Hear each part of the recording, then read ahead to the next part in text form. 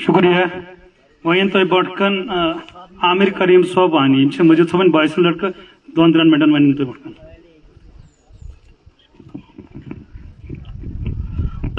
काबिल इज्जत अब्दुल मजीद वानी साहब, हमारे कायद सुखदेव जी, अशरफ साहब, शबीर साहब, मुंशी राम जी और भी दीगर जितने भी हमारे यहाँ पे हजरात यहाँ पे आए हुए हैं, अस्सलामु अलैकुम और आदाब आप सब लोगों को। जहाँ तक आपको पता है, मालूम है कि 10 साल के बाद आज जो है इलेक्शन फिर से आए हुए हैं और इलेक्शन हो रहे हैं। आपने देखा होगा कि 2014 से लेके आज तक, आज 2024 है, भारतीय जनता पार्टी की हुकूमत रही, पीडीपी के साथ कोलिशन गवर्नमेंट बनी। इन 10 सालों में उसके बाद 2019 में जब आर्टिकल 370 इनने हटाया, जब जम्मू कश्मीर को इनने बिल्कुल खत्म कर दिया, उसके बाद आपने देखा होगा कि इनने कौन सी डेवलपमेंट की, कौन सा काम किया। मेरे को तो नहीं लगता, मेरी नजर में तो कहीं पे कोई काम नहीं है। अगर कोई काम हुआ है तो वो 2014 तक हुआ है। 2002 तक, 2002 से पहले अगर आप देखेंगे तो हमारी सड़कें नहीं थी, लोगों को दूर दूर इलाकों में जो है वो पैदल जाना पड़ता था। तो जब 2002 में अब्दुल मजीद वानी साहब जो है एमएलए बने, फिर मिनिस्टर बने, तो तब जाके यहाँ पे जो गांव के लोग थे वो एक्टिव हो गए। उनको अपने वोट का पता चला कि हमारे वोट की कीमत क्या है। हर एक आदमी जो, इस गांव का हर एक बंदा जो है, जो नाले से पीछे आता था वो डोडा कॉन्स्टिट्यूंसी का था, जिस भी देहात का वो था, उनको लगा कि हम खुद अब्दुल मजीद वानी साहब हैं, क्योंकि इनने गांव के लिए काम किया, इनने शहर के लिए काम किया। अगर जीएमसी जो है हमारी डोडा में आई तो वो आजाद साहब की देन थी और अब्दुल मजीद वानी साहब की देन थी। पॉलिटेक्निक कॉलेज अगर डोडा में आया तो वो मजीद साहब की और आजाद साहब की देन थी। आप मुझे बताएं, जब आजाद साहब चीफ मिनिस्टर थे या ना थे, वो तब भी दाली में उनने जलसा किया, वो डोडा हजारों बार आए, वो उदयनपुर आए, बरत आए। क्या हमारे फारूक अब्दुल्ला साहब कभी यहाँ पे आए हैं? क्या हमारे उमर अब्दुल्ला साहब कभी यहाँ पर आए हैं? क्या कोई भारतीय जनता पार्टी का कोई भी नेता यहाँ पर आया है? आज तक नहीं आया है। बट जब इलेक्शन आता है उस वक्त वो डोडा के बस स्टैंड में या स्टेडियम में बड़े बड़े जलसे किताब करते हैं कि हमारी हुकूमत आ रही है। क्या आ रही है? और आर्मी वालों से जुल्म कराना है लोगों को। आपने बेचुआ चांद तुई की लुकन का जुल्म का सुन, इसलिए आप आना चाहते हो। आपने 1996 2002 तक लोगों का जो है वो खून खाया है, लोगों को वोट की कीमत नहीं बताई है, और आपने कैसे इलेक्शंस जीते हैं वो भी पता है हमें, हम सब लोगों को। पर जब मजीद साहब आए, इनने हर गांव का काम किया और ये हमारी इज्जत है, हमारी शान है। अब जब हम डोडा नाले से पीछे आते हैं या गाठ नाले से पीछे की तरफ जाते हैं, घर है मजीद साहब का, ये इलाका ये घर है। चाहे वो आप दहार ले, चाहे आप दशनान ले, चाहे आप पोंढा ले, चाहे आप शोरान ले, उदयनपुर ले, कुल्हांड ले, कलिहांड ले, बरत ले, बगला ले, ये मजीद साहब का घर है। जहां से मैं समझता हूं कि एक भी वोट कभी बाहर नहीं जाना चाहिए, क्योंकि हमारी इज्जत की बात है।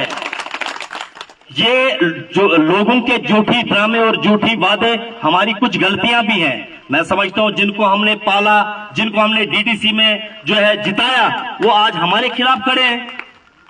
कौन उनको जानता है? कांग्रेस को अगर वोट यहाँ पे पड़ा, वो कांग्रेस को नहीं था, वो मजीद साहब का वोट था। यहाँ पे मजीद साहब को वोट पड़ता है। 2002 में जब आजाद उम्मीदवार ताला चाबी पे मजीद साहब ने इलेक्शन जीता, तो वो इलेक्शन जो है मजीद साहब ने जीता था, वो लोगों ने जीता था, वो हर गांव के बंदे ने जीता था। और उसके बाद कांग्रेस मजीद साहब ने अगर ज्वाइन की तो आजाद साहब की वजह से की, और आजाद साहब ने काम करके दिखाया। आज ये बोलते हैं आजाद साहब केस है कांग्रेस। जब आपको इज्जत किसी जगह पे नहीं मिलेगी तो वो कांग्रेस क्यों रखेंगे? आजाद साहब ने काम करके दिखाया है अपने 2.5 साल के टेन्योर में। उसके बाद अगर आजाद साहब हारे भी, मैं कहता हूं हारे नहीं, माफ कीजिएगा, हारे नहीं, उसके बाद जब आजाद साहब के साथ पीटीपी ने गलत किया, तो जब हुकूमत से बाहर भी रहे तब भी आजाद साहब ने काम किए। जब 2008 में नेशनल कॉन्फ्रेंस और कांग्रेस की कोलिशन गवर्नमेंट बनी, और इनकी कोलिशन किस तरह की है? सिर्फ कश्मीर में है और जम्मू में है। खिताई जनाब में तो कहीं पे भी कोलिशन गवर्नमेंट नहीं है। यहाँ पे तो इनका कांग्रेस का कैंडिडेट भी उठ रहा है। आप देखेंगे कांग्रेस कितने वोट लेती है यहाँ से। और जहां तक बात की जाए नेशनल कॉन्फ्रेंस की, तो उनका आपको पता ही होगा। हम तो छोटे छोटे बच्चे होते थे, मगर हमें ये पता था कि लोग पैदल चल के राशन लेते थे दूर दराज इलाकों में, और खुद ही जो है जुल्म कराते थे। तो कैशु मिलत और हेर कैशु मिलत मुजाहिदीन से इस क्या कर में वैसे नहीं करूं फाक नेबर, मगर ये मजीद साहब थे, इनने आपको वोट की कीमत दिखाई। इसलिए गुमराह मत हो, कोई फायदा नहीं है। इनने 2014 में झूठी कैंपेन चलाई, हम जीते हुए ऐशु मुकाबले बीजेपी से, कैचू मुझे मुकाबले बीजेपी से आप तीसरे नंबर पर हो। क्यों लोगों को गुमराह करने की कोशिश कर रहे हो आप? क्यों झूठ बोल रहे हो? आपके पास उतना वोट बैंक है ही नहीं कि आप इलेक्शन जीत पाओ। जब आपके पास इतना वोट बैंक नहीं है और जब आप इतनी दफे हार रहे हो, तो लोगों को गुमराह मत करो। खुदा के लिए लोगों को गलत दिशा में मत ले जाओ। जहां तक भारतीय जनता पार्टी की बात की जाए, तो उनकी नजर साफ नहीं है। जिस लीडर की नजर अपने एरिया में, अपनी कॉन्स्टिट्यूंसी में, अपनी स्टेट में अच्छी नहीं हो, वो लीडर कामयाब नहीं होता है। वो वाहिद ख्वाजा अब्दुल मजीद वानी साहब है जिनकी नजर साफ है। चाहे कोई हिंदू भाई है या मुसलमान भाई है या सिख भाई है, मुझे बताए कोई कि किसी हिंदू भाई पे जुल्म हुआ है कभी डोडा कॉन्स्टिट्यूंसी में, या आजाद साहब ने कोई जुल्म किया है? कभी भी नहीं। जुल्म करने वाले ये लोग हैं। आधे लोग बोलते हैं, हमें स्कैनर डालते हैं फेसबुकों पे कि हमें पैसा दे दो, फॉर्चूनर पूछ जेसीबी तोड़ डंपर हमें वोट दे दो। इनकलाब लो भगत सिंह ने 47 में इनकलाब वहीं कुछ इनकलाब चाहिए।